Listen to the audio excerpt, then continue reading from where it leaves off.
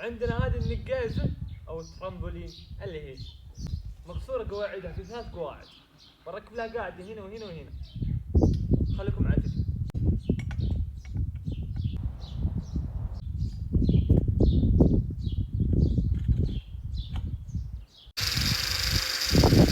قصيت 3 قواعد بلحمهم هنا، واحد هنا واحد هنا.